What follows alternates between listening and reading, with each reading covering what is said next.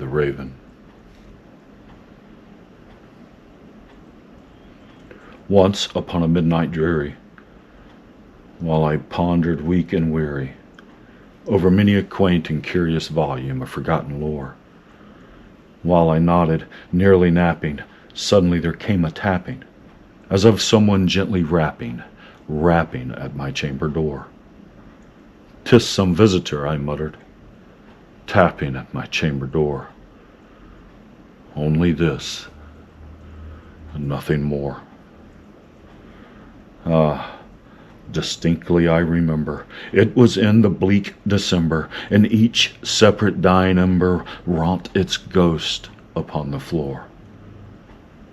Eagerly I wished the morrow. Vainly I had sought to borrow from my books surcease of sorrow, sorrow for the lost Lenore, for the rare and radiant maiden whom the angels name Lenore, nameless here forevermore. And the silken, sad, and certain rustling of each purple curtain thrilled me, filled me with fantastic terrors never felt before, so that now, to still the beating of my heart, I stood repeating, "'Tis some visitor entreating entrance at my chamber door. Some late visitor entreating entrance at my chamber door. This it is, and nothing more." Presently my soul grew stronger, hesitating then no longer. "Sir," said I, "or madam, truly your forgiveness I implore. But the fact is I was napping, and so gently you came rapping, and so faintly you came tapping at my chamber door, that I scarce was sure I heard you." Here I opened wide the door. Darkness there, and nothing more. Deep into that darkness peering, long I stood there, wondering, fearing, doubting, dreaming dreams no mortals ever dared to dream before.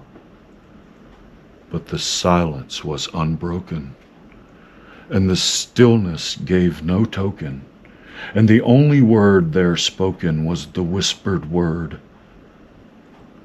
"Lenore." This I whispered, and an echo murmured back the word, "Lenore."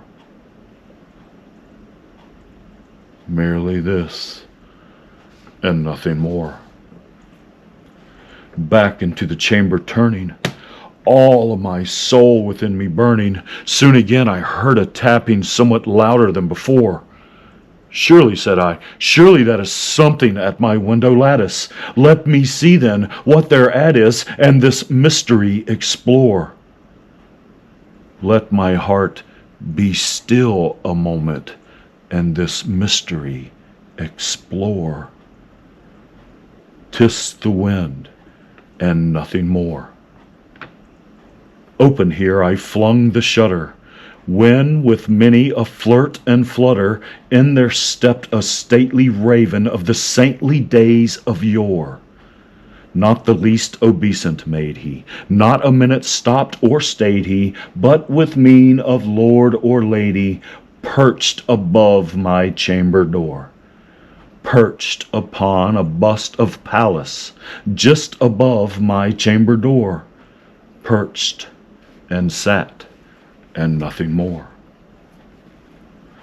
Then this ebony bird, beguiling my sad fancy into smiling, by the grave and stern decorum of the countenance it wore, "Though thy crest be shorn and shaven, thou," I said, "art sure no craven, ghastly, grim, and ancient raven, wandering from the nightly shore?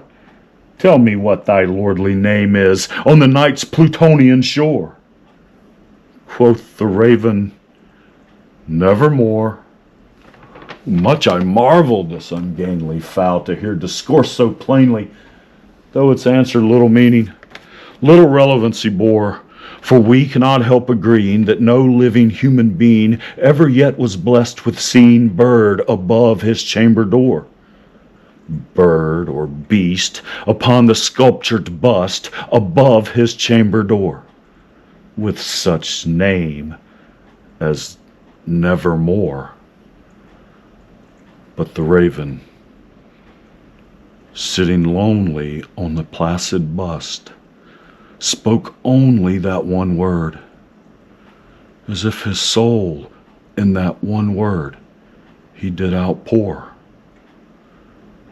Nothing further than he uttered, not a feather than he fluttered, till I scarcely more than muttered, other friends have flown before. On the morrow he will leave me, as my hopes have flown before. Then the bird said, Nevermore.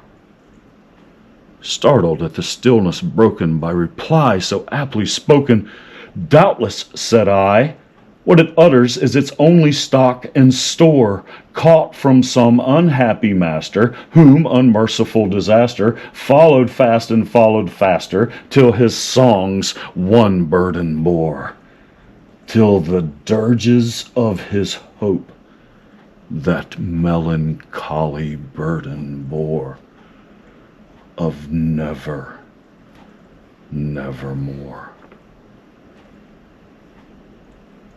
But the raven, still beguiling my sad fancy into smiling, straight I willed a cushioned seat in front of bird and bust and door.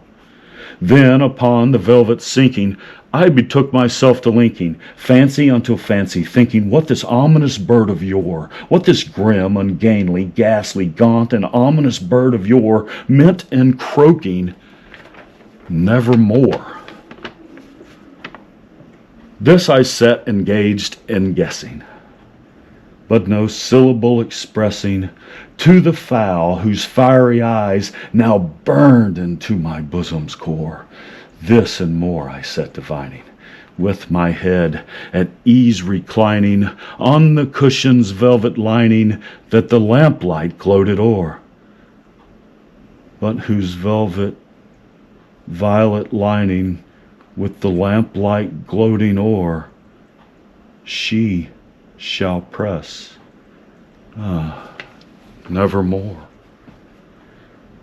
Then methought the air grew denser, perfumed from an unseen censer, swung by seraphim whose footfalls tinkled on the tufted floor. Wretch, I cried, thy God hath lent thee, by these angels he hath sent thee, respite, respite and a pence from thy memories of Lenore. Quaff, oh, quaff this kind nepenthe, forget this lost Lenore. Quoth the raven, nevermore. Prophet, said I, thing of evil, prophet still, if bird or devil, whether tempter sent or whether tempest tossed thee here ashore, desolate, yet all undaunted, on this desert land enchanted, on this home by horror haunted. Tell me truly, I implore, is there balm in Gilead? Tell me, I implore. Quoth the raven, nevermore. Prophet, said I, thing of evil, prophet still, if bird or devil, by that heaven that bends above us, by that God we both adore, tell this soul with sorrow laden, if within the distant Aidenn it shall clasp a sainted maiden whom the angels name Lenore. Clasp a rare and radiant maiden whom the angels name Lenore. Quoth the raven, nevermore. Be that word our sign of parting Bird or fiend, I shriek upstarting, get thee back into the tempest and the night's Plutonian shore. Leave no black plume as a token of that lie thy soul hath spoken. Leave my loneliness unbroken. Quit the bust above my door. Take thy beak from out my heart, and take thy form from off my door. Quoth the raven, nevermore. And the raven, never flitting, still is sitting, still is sitting on the pallid bust of Pallas, just above my chamber door. And his eyes have all the seeming of a demon's that is dreaming, and the lamplight over him streaming throws his shadow on the floor. And my soul, from out that shadow that lies floating on the floor, shall be lifted nevermore.